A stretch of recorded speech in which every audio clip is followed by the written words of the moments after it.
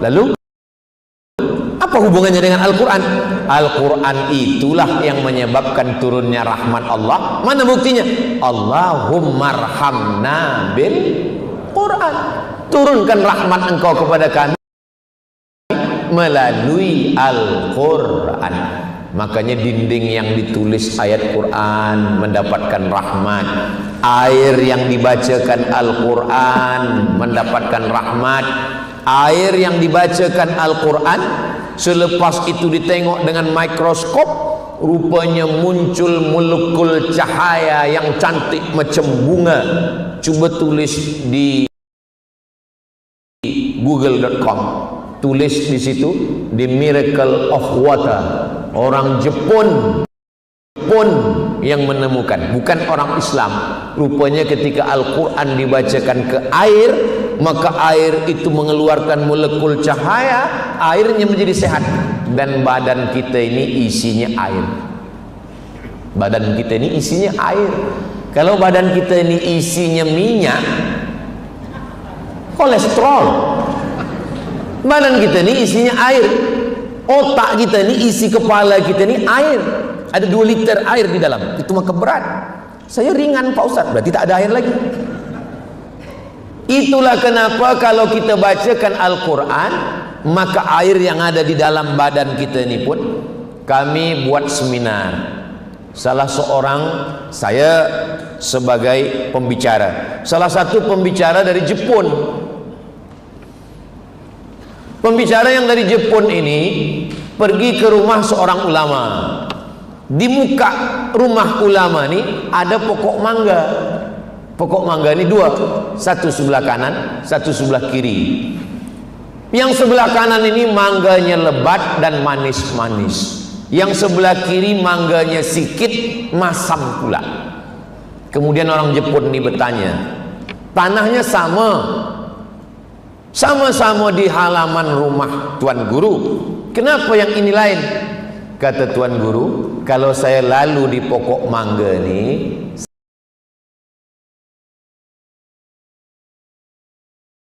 saya selalu bacakan Al-Quran.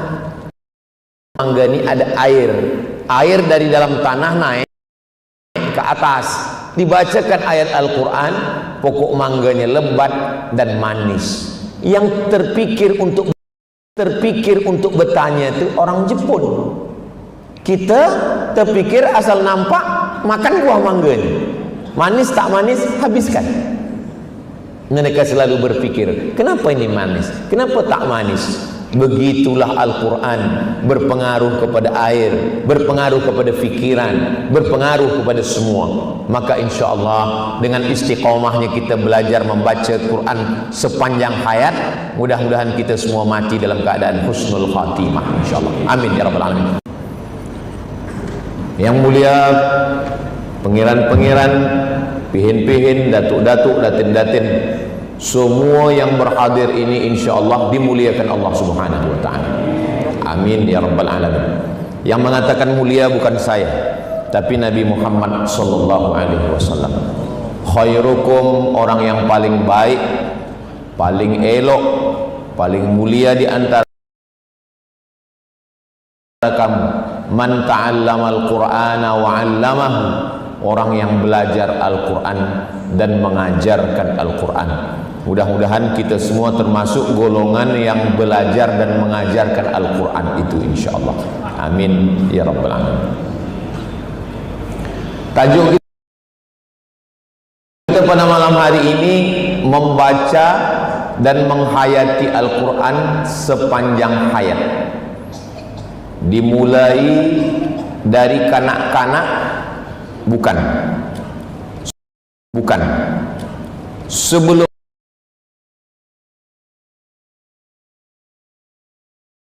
awal lagi.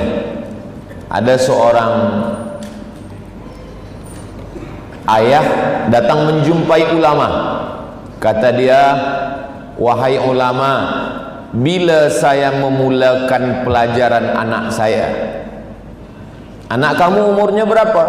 Anak saya umurnya 7 tahun. Dia sangka belum mula lagi belajar. Bila saya mulakan belajar anak saya? Anak kamu 7 tahun. Kata dia, kamu sudah terlambat. Jadi bila memulakan pelajaran anak? Ketika memilihkan ibunya orang yang mencintai Al-Quran. Tapi jangan sebab ini nanti balik mencari ibu yang baru. Yang sudah ada itu saja kita jaga-jaga baik-baik, menjadi pencinta Al-Quran. Jadi kalau ibunya pencinta Al-Quran, maka masa mengandung dia akan membacakan Al-Quran kepada anak, maaf, yang ada dalam rahim.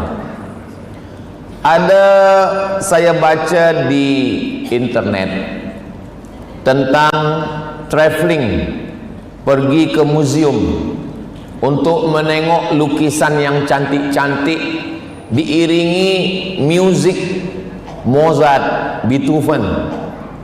Jadi mata menengok lukisan yang cantik dan telinga menikmati suara musik klasik yang lama-lama. Tapi kita tak boleh ikut program ni. Yang boleh ikut, maaf, hanya perempuan hamil 5 bulan ke atas. Kenapa begitu? Dan program ini ada di Moskow, Rusia. Kerana perempuan yang sedang mengandung anak, dia perlu menengok pemandangan yang sejuk, yang cantik dan indah, dan telinga dia perlu mendengarkan suara-suara yang lembut supaya anak yang ada dalam rahimnya juga bersifat lembut. Saya manakala membaca berita ini, subhanallah, masya Allah, tabarakallah, di dalam Islam, kalau kita baca dalam surat Al-Insan, hal ata 'alal insani hinum minad dahri lam yakun syai'an madhkura inna khalaqnal insana min nutfatin amsyajin nabtalihi faja'alnahu sami'an basira. Jadi janin yang ada dalam rahim sami'an basira, dia sudah boleh mendengar dan menengok. Itulah kenapa orang Rusia, Soviet membawa perempuan yang hamil ini menengok lukisan, memandang yang cantik, dan telinga mendengar suara musik Mozart, Beethoven, supaya hati anaknya tenang di dalam. Tapi orang Islam, dia tak perlu mendengarkan itu, cukup dia melantunkan ayat-ayat Al-Quran. Itulah kenapa zaman dulu bila ada seorang istri, suami membawa istri kepada tuan guru, tuan guru, ini istri saya mohon maaf sedang mengandung, agak-agaknya apalah yang sesuai amalan. Kata tuan guru, baca Al-Quran. Tapi dia tak sanggup sebab badan dia lemah, dia tak boleh baca Quran semua, baca surat Yusuf. Maksud tuan guru, disuruh ibunya baca surat Yusuf supaya iman anaknya macam iman Nabi Yusuf. Digoda oleh Zulekha tapi dia tetap kuat. Rupanya suami dengan istri ini salah faham. Dia sangka dibaca surat Yusuf supaya budak tu handsome macam Nabi Yusuf. Bila lahir hitam, hitam-hitam setampuk manggis, walaupun hitam kupandang manis. Selepas baby lahir, komplain ke tuan guru. Macam mana tuan guru? Ini sudah dibacakan surat Yusuf, kenapa macam ini, tak handsome macam Nabi Yusuf? Kata tuan guru, suaminya mana? Ini, ya samalah. Takkan suami hitam anak putih.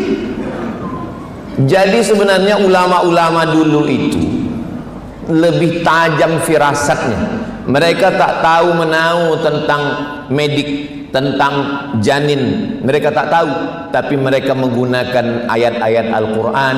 Ittaqu firasatal mu'min, takutlah pada firasat orang beriman, fa innahu yanzuru binurillah, kerana dia memandang dengan pandangan Allah subhanahu wa ta'ala. Jadi memulakan membaca bukan selepas bayi anak lahir, tapi manakala memilihkan ibu yang cinta kepada Al-Quran.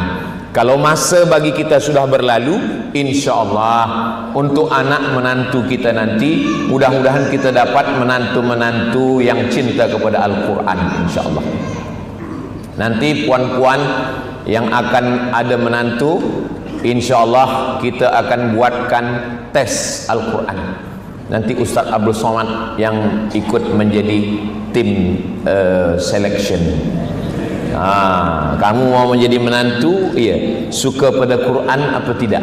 Kalau suka pada Quran, maka insya Allah akan menjadi menantu yang solihah, insya Allah. Amin ya rabbal alamin. Nah, selepas kita lalui satu episode, barulah kemudian dia melahirkan anak. Wa idza quri'al Qur'an, kalau Quran dibacakan, fastami'u lahu, dengar baik-baik, wa ansitu, diam, la'allakum turhamun. Belum membaca lagi, belum membaca, baru setakat mendengar saja. La'allakum turhamun, turun rahmat Allah Subhanahu wa taala. Al-Quran dibacakan di bilik, turun rahmat di bilik. Al-Quran dibacakan di tempat niaga, turun rahmat. Al-Quran dibacakan di bus. Kita kalau naik bus, naik tren di Kaherah, maka kita mendengarkan suara lantunan Al-Quran. Sebaliknya di kampung saya, kalau ada suara Quran, itu maknanya ada orang meninggal. Kita biasa kalau Quran ini ada orang mati. Padahal sebenarnya Al-Quran adalah, kalau perlu di mall pun bacaan yang kita dengar adalah bacaan Al-Quran, di kereta pun adalah Al-Quran. Kenapa? Karena berawal dari mendengar. Nikmat yang pertama dibagi Allah Subhanahu wa taala, mendengar. Makanya bunyi ayatnya,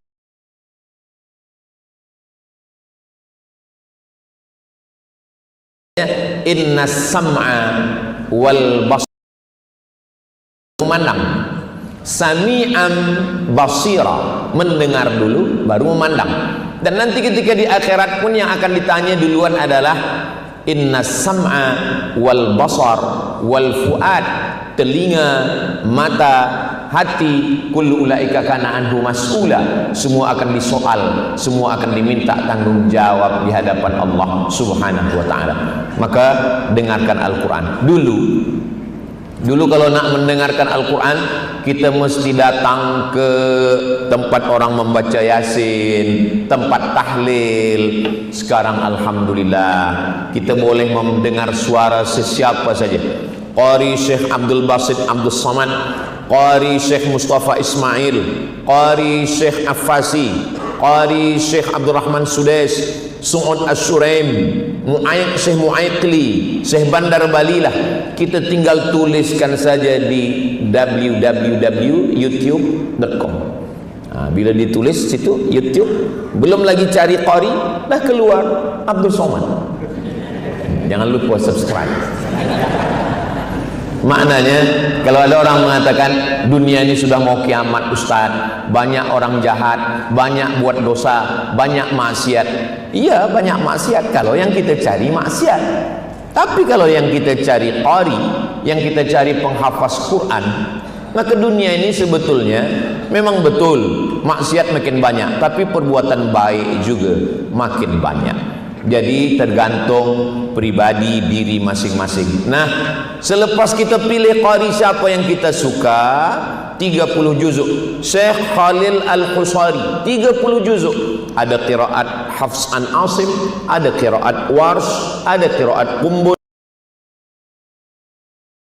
ada qiraat Ibni Katsir, macam-macam qiraat apapun yang mau kita. Ada yang pakai tarannum, bayati, nahawan, sika, jahar, karas, ada yang murattal, apa yang kita suka. Inilah kita dengarkan. Rumah yang dibacakan surat Al-Baqarah, la yaqrabuhu syaitan, tidak didekati syaitan. Maka ibu yang sedang mengandung anak, ada budak kecil, dengarkan terus surah Al-Baqarah. Khatam surah Al-Baqarah, ulang balik dari awal. Khatam surah Al-Baqarah, ulang balik dari awal. Jangan terlampau kuat, jangan terlampau pelan. Kalau ibu yang mengandung anak tenang, anaknya tenang, ibunya tenang. Kalau ibunya tenang, anaknya cerdas. Tapi kalau ibunya stres, depression, maka anaknya nauzubillah. Kita kan banyak jamaah ni ada beberapa yang doktor, medik. Kata doktor, Ustaz Abu Somad tolong sampaikan kepada para suami lelaki, jangan bercakap kasar, jangan menyakiti hati istri, jangan menyinggung perasaannya ketika dia sedang mengandung. Oh, jadi kalau lepas mengandung boleh dokter? Tak boleh juga. Maknanya jangan melampau, sebab nanti kalau dia tidak mengandung itu hanya dia saja. Tapi kalau dia sedang mengandung, dia susah hati, itu pengaruh kepada anak, pengaruh fikirannya. Maaf cakap. Tak satu dua contoh yang saya tengok. Ustaz Somad kenal si fulan, iya. Itu dulu waktu dia sedang mengandung anaknya yang itu dulu dia pernah dipukul, ditinggalkan, disakiti, dizolimi. Itulah maka begitu Ustaz. Banyak kejadian. Maka kalau ibunya tenang dengan Quran, hatinya tenang. Apa kata Allah? Ala bidzikrillahi tatmainnul qulub. Dengan mengingat Allah maka hati akan menjadi tenang. Ibunya tenang, anaknya pun tenang dengan mendengarkan Al-Quran. Selepas umur setahun, 2 tahun, 3 tahun. Di 3 tahun dia sudah mulai meniru-niru. Qala inni abdullahi ataniyal kitaba wa ja'alani nabiyya. Saya ulang-ulang terus, nampaknya dia diam. Anak saya San, bulan Februari ini 3 tahun. Saya ulang beberapa kali, dia diam. Dalam hati saya, dia ingat apa tidak nih? Tapi rupanya bila saya pergi, dia sendiri, dia ulang balik. Qala inni abdullahi ataniyal kitaba wa ja'alani nabiyya. Kenapa ayat itu yang Ustaz pilih? Supaya sekali dayung 2-3 pulau terlampaui. Ayatnya dapat, tauhidnya dapat. Qala inni abdullah. Nabi Isa berkata, saya adalah hamba Allah, bukan anak Allah. Wa ja'ala ataniyal kitab. Saya diberi kitab Injil. Wa ja'alani nabiyya. Dan Allah menjadikan saya sebagai nabi. Diulang-ulang 2-3 kali ulang, dia dapat. Selepas itu saya ambil, saya upload ke itulah yang ada dia baca ayat wa ja'alani nabiyya yang saya upload. Yang belum follow silakan follow. Apa maknanya? Supaya jangan kita bersedih hati bila tengok dia macam tak faham. Sebenarnya budak kecil ini nampak-nampaknya dia macam dengar. Nampak-nampaknya dia macam dengar.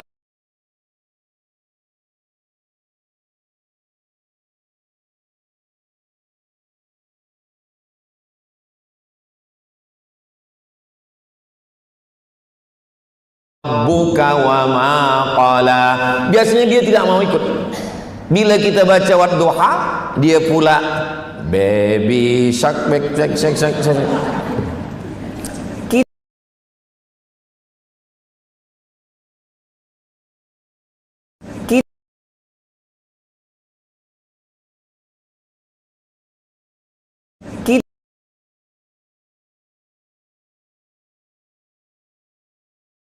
Kita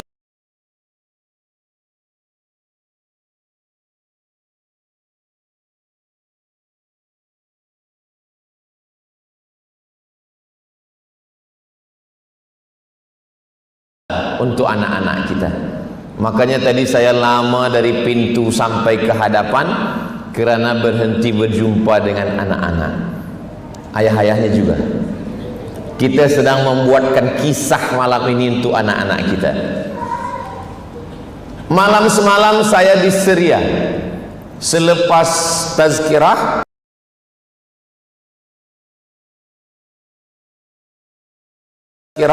kita makan di atas, masing-masing punya cerita. Ustaz Abdul Somad, ini masjid tempat kami kecil dulu. Dulu masa itu bila habis makan, kami membasuh pinggan piring. Selepas itu ada yang membagi duit. Dulu bila kami datang kemari, kami mengaji bersama. Itu 20-30 tahun lepas.